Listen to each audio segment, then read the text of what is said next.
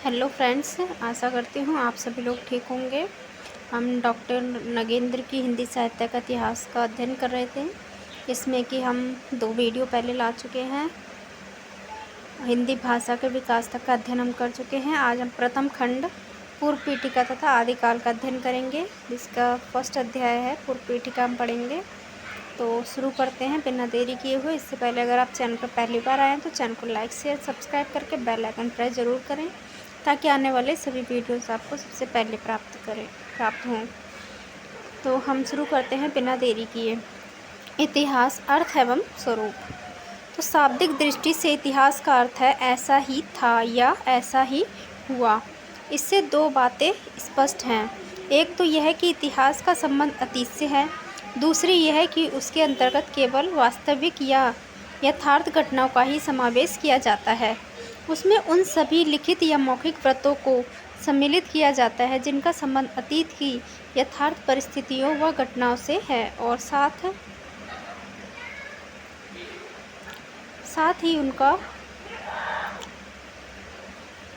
ही उसका संबंध केवल प्रसिद्ध घटना से नहीं, अपितु उन घटनाओं से भी है जो प्रसिद्ध न होते हुए भी यथार्थ में घटित हुई हों। वस्तुतः आज इतिहास शब्द को इतने व्यापक अर्थ में प्रयुक्त किया जाता है कि उसके अंतर्गत अतीत की प्रत्येक स्थिति, परिस्थिति, घटना, प्रक्रिया एवं प्रवृत्ति की व्याख्या का समावेश हो जाता है। अतः संक्षेप में अतीत के किसी भी तथ्य, तत्व एवं प्रवृत्ति के वर्णन, विवरण, विवेचन व विश्लेषण को, जो कि काल विशेष या कालक्रम की दृष्टि से किया गया हो, इतिहास कहा जा सकता है। लाक्षणिक अर्थ में इतिहास का प्रयोग अतीत की घटनाओं के विवरण के स्थान पर स्वयं अतीतकालीन घटनाओं और व्यक्तियों के लिए भी होता है। जैसे महात्मा गांधी ने भारत के नए इतिहास का निर्माण किया, या सम्राट अशोक ने भारत के इतिहास के निर्माता थे, आदि वाक्यों में। किंतु शास्त्रीय या वैज्ञानिक विवेचन में लाक्षणिक प्रयोग अग्राह्य या त्याज्य ही समझे जाते हैं। आगे पढ़ते हैं। प्राचीन काल से ही इतिहास को अध्ययन के एक स्वतंत्र विषय के रूप में मान्यता प्राप्त है, किंतु अध्येताओं के दृष्टिकोण एवं पद्धति के अनुसार उसका स्वरूप बदलता रहा है। इसलिए कभी उसे कला के क्षेत्र में और कभी विज्ञान के क्षेत्र में स्थान दिया जाता रहा है। वस्तुतः इतिहास कला है या विज्ञान, यह प्रश्न आज भी विवाद का विषय बना हुआ है। इस विवाद के मूल में यह भ्रांति विद्यमान है कि कोई भी वस्तु या विषय अपने आप में कला या विज्ञान की कोटि में आ सकता है, जबकि वास्तविकता यह है कि कला या विज्ञान का निर्णय विषय वस्तु के आधार पर नहीं, अपितु उसकी अध्ययन पद्धति या रचना पद्धति पर निर्भर है। इतिहास हमें अतीत का इतिवृत्त प्रदान करता है, किंतु यह हम पर निर्भर करता है कि हम उस इतिवृत्त का उपयोग किस प्रकार करते हैं। यदि अतीत के इतिवृत्त को हम आत्मपरक दृष्टिकोण, व्यक्तिक अनुभूति एवं ललित शैली में प्रस्तुत करते हैं तो वह कला की संज्ञा से विभूषित हो सकता है, जबकि वस्तुपरक दृष्टिकोण तर्कपूर्ण शैली एवं गवेषणात्मक पद्धति से प्रस्तुत किया गया है। अतीत का विवरण विज्ञान की विशेषताओं से युक्त माना जा सकता है। वस्तुतः इतिहास से कवि, साहित्यकार, उपदेशक, शोधकर्ता आदि विभिन्न वर्गों के लोग प्रेरणा ग्रहण करते रहे हैं तथा उनकी दृष्टि व पद्धति के अनुसार उसका स्वरूप भी बदलता रहा है। ऐसी स्थिति में इतिहास के भी विभिन्न रूप उपलब्ध हों तो कोई आश्चर्य नहीं। आगे देखते हैं हम। फिर भी आधुनिक युग में इतिहास को कला की अपेक्षा विज्ञान के ही अधिक निकट माना जाता है। अतः प्रत्येक इतिहासकार से दृष्टिकोण की तटस्थता या वस्तुपरकता, तथ्यों की यथार्थता और निष्कर्षों की प्रामाणिकता की अपेक्षा की जाती है। यह दूसरी बात है कि विषय वस्तु की अध्यय विद्यमानता व अप्रत्यक्षता के कारण भौतिक विज्ञान की सी वैज्ञानिकता का आविर्भाव उसमें शायद ही संभव हो। वास्तव में विषय भेद से स्वयं विज्ञान भी अनेक श्रेणियों में एवं कोटियों में विभक्त हो जाता है। उदाहरण के लिए मनोविज्ञान, समाज विज्ञान व भाषा विज्ञान को हम विज्ञान की उसी श्रेणी में स्थान नहीं दे सकते जिस श्रेणी में भौतिक विज्ञान, रसायन शास्त्र और जीव विज्ञान को देते हैं। अतः इतिहास को भी हम उसी श्रेणी में विज्ञान में स्थान दे सकते हैं जिस श्रेणी में भाषा विज्ञान व समाज विज्ञान, सोशियोलॉजी को देते हैं। आगे इतिहास दर्शन की रूपरेखा देखते हैं। जैसा कि पीछे संकेत दिया जा चुका है, इतिहास के अध्ययन में विभिन्न विद्वान विभिन्न प्रकार के दृष्टिकोणों का प्रयोग करते रहे हैं तथा ये दृष्टिकोण भी समय समय पर बदलते रहे हैं। इसी तथ्य के आधार पर इतिहास दर्शन विषय की स्थापना हुई, जिसमें इतिहास के संबंध में प्रयुक्त व प्रचलित विभिन्न दृष्टिकोणों, धारणाओं व विचारों का अध्ययन किया जाता है।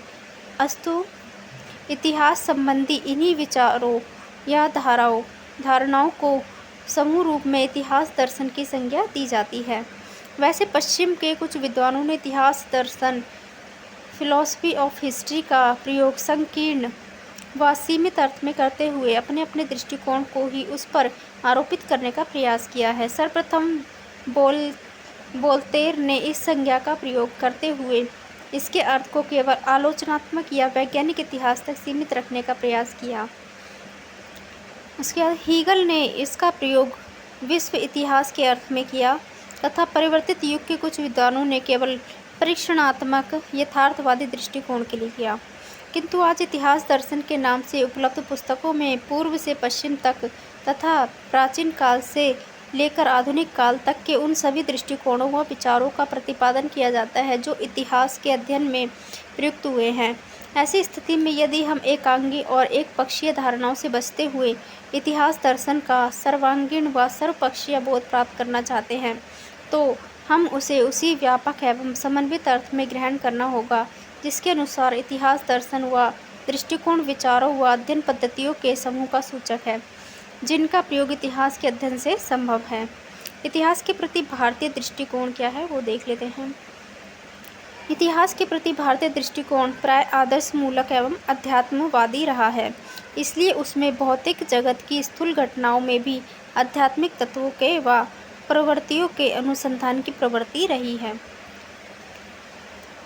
भारतीय सभ्यता एवं संस्कृति में प्राय समसामयिक जो होते हैं समसामयिक तत्वों की अपेक्षा चिरंतर मूल्यों के अधिक महत्व दिया जाता है। अतः यहाँ के प्राचीन इतिहासकारों ने अतीत की व्याख्या भी इसी दृष्टिकोण से की है, अर्थात वे परिवर्तनशील अतीत में भी उन प्रवृत्तियों का अनुसंधान करते रहे जो मनुष्य को स्थायी एवं अमर बनाती हैं।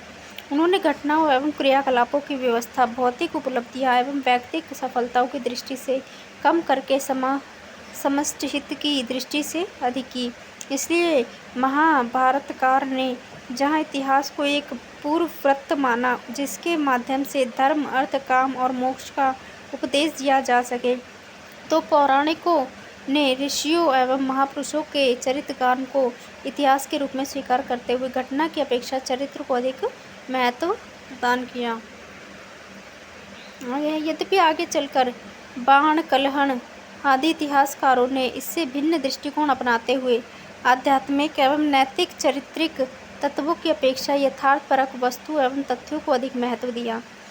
ठीक है, किंतु काव्यात्मकता एवं अलंकृति का मोह वे भी न त्याग सके। इसलिए जहाँ प्राचीन युग में भारतीय इतिहासकारों की रचना चारित्रिक मूल्यों नैतिक उपदेशों व आध्यात्मिक रूपकों से युक्त होकर पौराणिक रूप में परिणत हो गई, वहीं परिवर्तित इतिहासकारों की रचनाएं शुद्ध इतिहास की अपेक्षा काव्यात्मक इतिहास या ऐतिहासिक काव्य के रूप में विकसित हुई।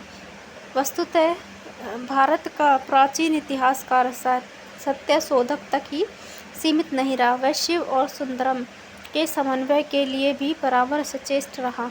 इसे व्यावहारिक दृष्टि से जहाँ उसका गुण कहा जा सकता है, वहीं सैद्धांतिक दृष्टि से यह उसका सबसे बड़ा दोष भी माना जा सकता है, क्योंकि उसने इतिहास के कलेवर में कला और नीति को स्थान दे कर उसे शुद्ध ऐतिहासिकता से वंचित रखा। फिर भी यदि इतिहास के कलात्मक या काव्यात्मक रूप का किसी भी दृष्टि से कोई महत्व है तो उसे दृष्टि से भारतीय इतिहासकार को सर्वोच्च स्थान प्रदान किया जा सकता है। वास्तव में भारतीय इतिहासकार ने अपनी संस्कृति एवं जीवन के आदर्श के अनुरूप ही इतिहास के क्षेत्र में संश्लेषणात्मक व समन्वयात्मक दृष्टिकोण का परिचय देते हुए उसमें सत्य शिवम सुंदरम के समन्वय का प्रयास किया, जो इसकी परंपराओं को देखते हुए उचित व स्वाभाविक कहा जा सकता है। आगे है इतिहास के प्रति पाश्चात्य दृष्टिकोण क्या है वो देख लेते हैं। जहाँ भारतीय इतिहासकारों के दृष्टिकोण में आदर्शवादिता की प्रमुखता रही, वहीं पाश्चात्य इतिहासकारों प्राय यथार्थवादी दृष्टिकोण से अनुप्राणित रहे हैं। इतिहास हिस्ट्री के प्रथम व्याख्याता यूनानी विद्वान हेरोदत, जिसे हेरोडस भी कहते हैं, हेरोदत ने खोज, गवेषणा या अनुसंधान के अर्थ में ग्रहण करते हुए इसे 4 लक्षण निर्धारित किए। इसका समय देख लेना, 456 से 545 ईसा पूर्व निर्धारित किए गए। एक तो यह इतिहास वैज्ञानिक विद्या है, अतः इसकी पद्धति आलोचनात्मक होती है।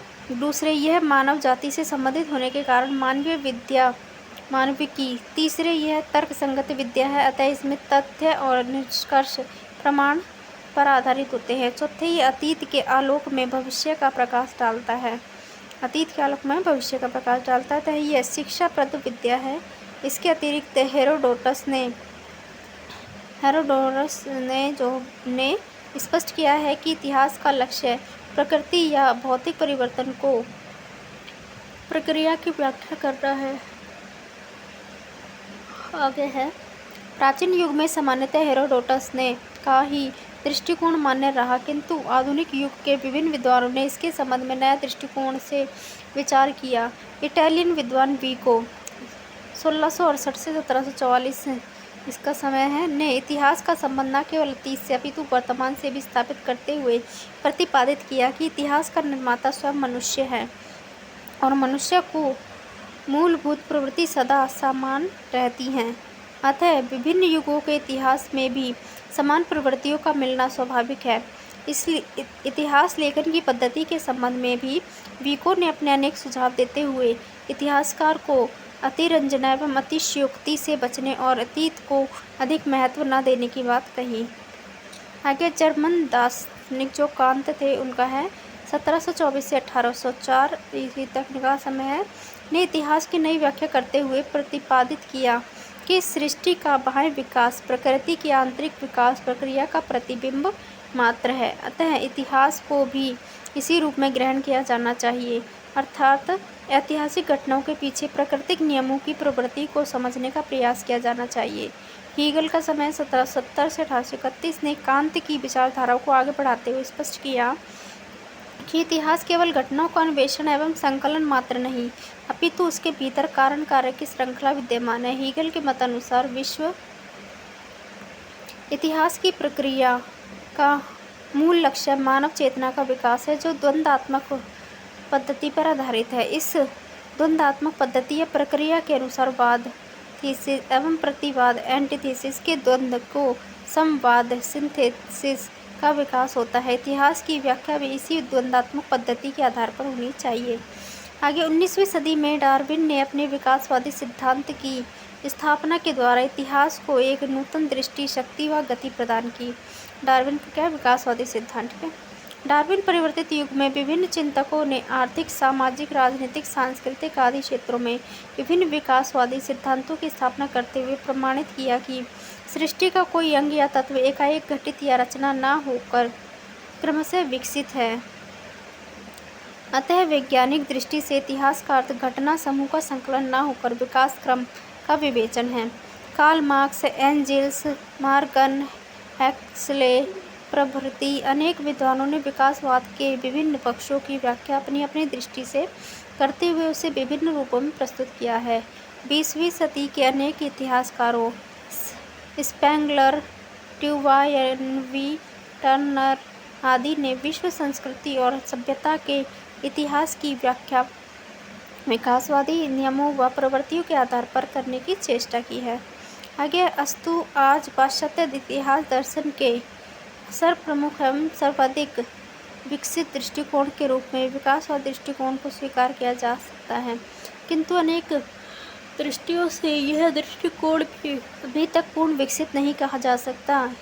एक तो अर्थशास्त्र, समाजशास्त्र, मनोविज्ञान, संस्कृति आदि विभिन्न क्षेत्रों में कार्य करने वाले विकासवादी चिंतकों के सिद्धांतों में भी परस्पर अनुवर्ती एवं एक रूपता का अभाव है। जहाँ डार्विन का विकासवाद प्राणीशास्त्र में लागू होता है, वहीं मार्क्स का अर्थशास्त्र में, स्पेंसर का भौतिक विज्ञान में या बार्गसा का मनोविज्ञान में लागू होता है। दूसरे विकासवादी सिद्धांतों के विरोध में भी प्रतिक्रिया हो रही है। विद्वानों का एक वर्ग इन्हें विधेयवादी कहकर ठुकराने का प्रयास कर रहा है।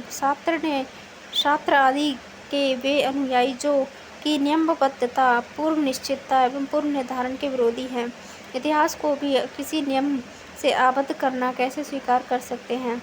अस्तित्ववादियों के अनुसार जब प्रकृति एवं मनुष्य ही नियमों से मुक्त हैं तो उनके इतिहास का नियमबद्ध कैसे किया जा सकता है। किंतु हमारे विचारों में नियम और अनुशासन का विरोध अवैज्ञानिकता एवं अराजकता का ही पोषक है। कदाचित हीगल के शब्दों में यह भी वाद का प्रतिवाद मात्र है जो संभवतः हमें किसी नए संवाद की ओर अग्रसर करने में सहायक सिद्ध हो सके। साहित्य का इतिहास दर्शन।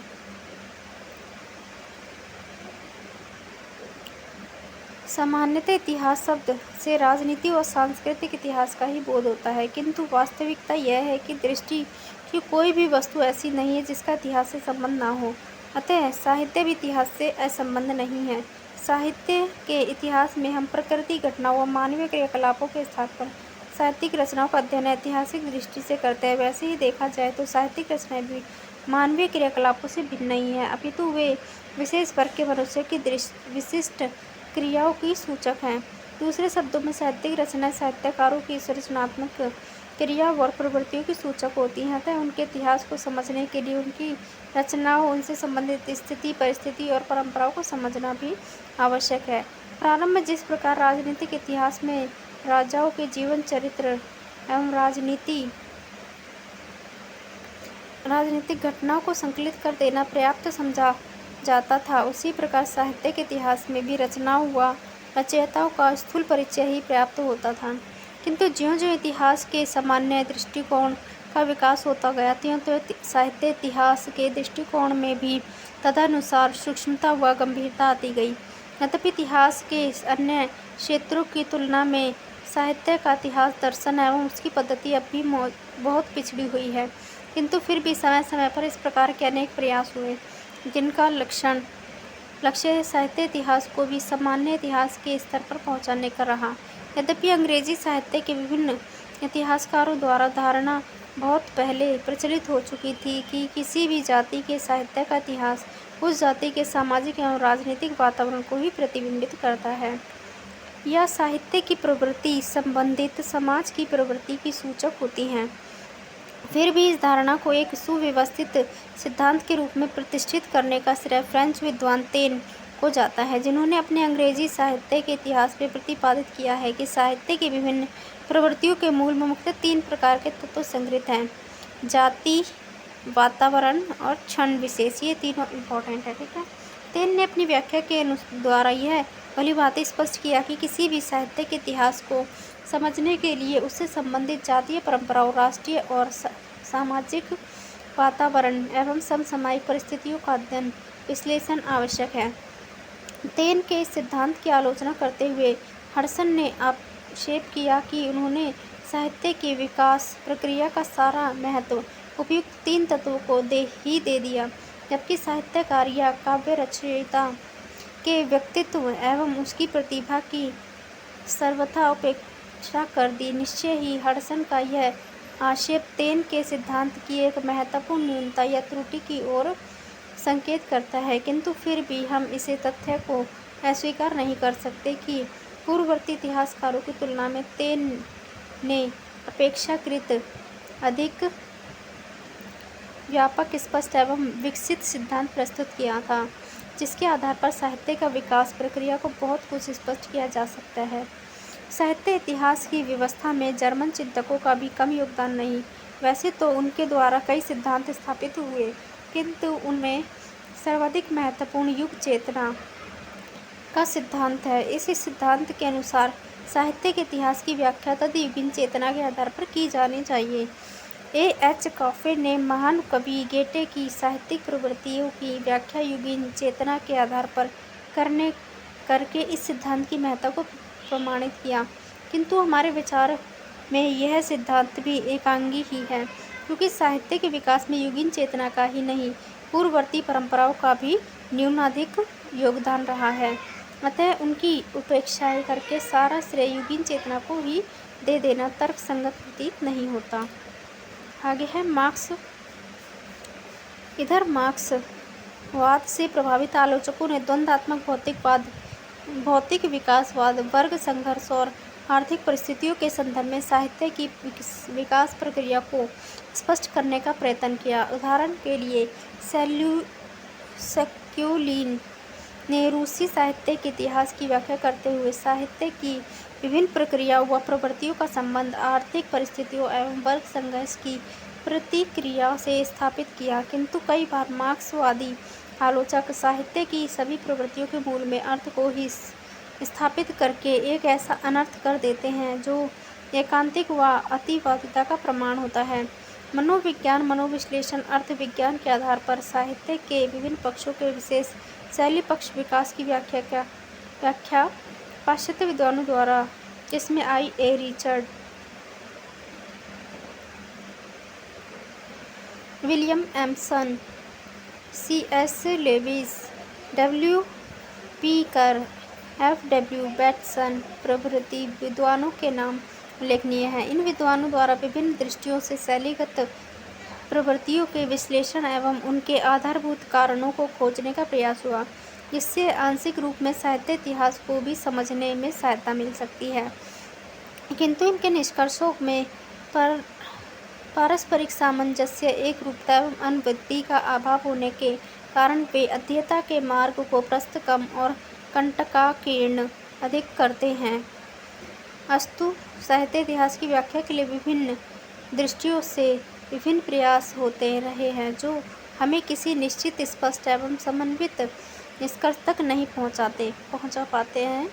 फिर भी इनके इतना तो स्पष्ट हो जाता है इनसे जहाँ कि आज इतिहास का अध्ययन विश्लेषण केवल साहित्य तक सीमित रहकर नहीं किया जा सकता।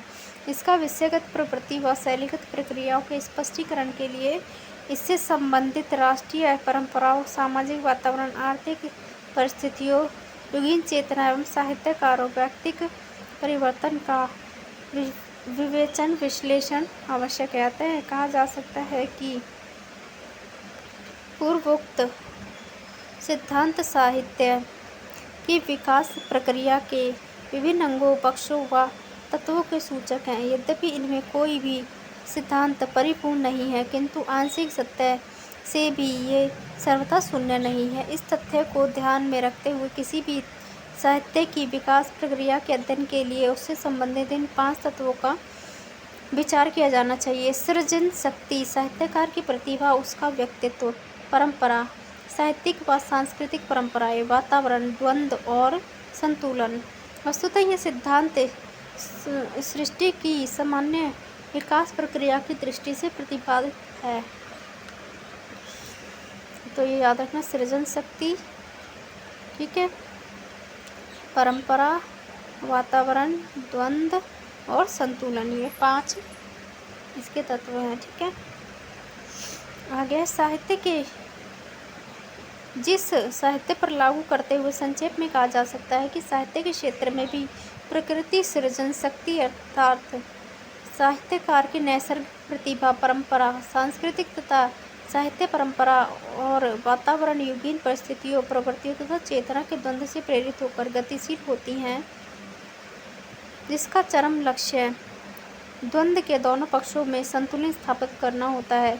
वस्तुतः ये द्वंद्व ही साहित्यकार की मूल प्रेरणा होता है, किंतु विशेष स्थिति या व्यक्ति विशेष के अंतर से द्वंद्व का क्षेत्र में परिवर्तन होता रहता है। अतः कोई भी साहित्यकार अपने ही आंतरिक या मानसिक द्वंद्व से परिचालित होता है, तो कोई पारिवारिक, सामाजिक, आर्थिक, राजनीतिक व अंतर्राष्ट्रीय द्वंद्व से एक क्षेत्र का द्वंद्व संतुलित या शांत हो जाने पर साहित्यकार या साहित्यकारों की सृजन शक्ति किसी अन्य क्षेत्र के द्वंद्व की ओर उन्मुख होती है।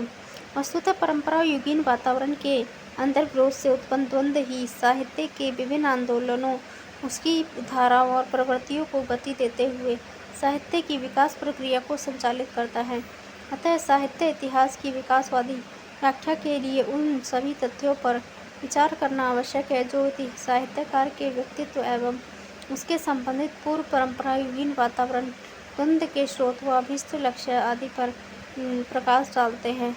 साहित्य विकास के उपयुक्त सामान्य सिद्धांतों के अतिरिक्त कुछ ऐसे सिद्धांत भी प्रतिपादित किए गए हैं जिनमें साहित्य के रूपात्मक, प्रवृत्त्यात्मक एवं गुणात्मक विकास के अध्ययन में सहायता मिल सकती है, किंतु यह इनका विस्तृत परिचय न देकर इतना ही कहना पर्याप्त होगा कि जिस प्रकार सामान्य इतिहास का वैज्ञानिक अध्ययन विकासवाद के आधार पर ही संभव है, उसी प्रकार साहित्य के इतिहास को भी वैज्ञानिक व्याख्या के लिए विकासवादी सिद्धांतों का आधार ग्रहण करना आवश्यक है। यह दूसरी बात है कि जो लोग इतिहास को भी कल्पना, विकास और भाव सौंदर्य का क्षेत्र मानते हैं, उसे कला की श्रेणियों में स्थान देते हैं, वे विकासवादी दृष्टिकोण और वैज्ञानिक पद्धति को ही व्यर्थ समझते हैं।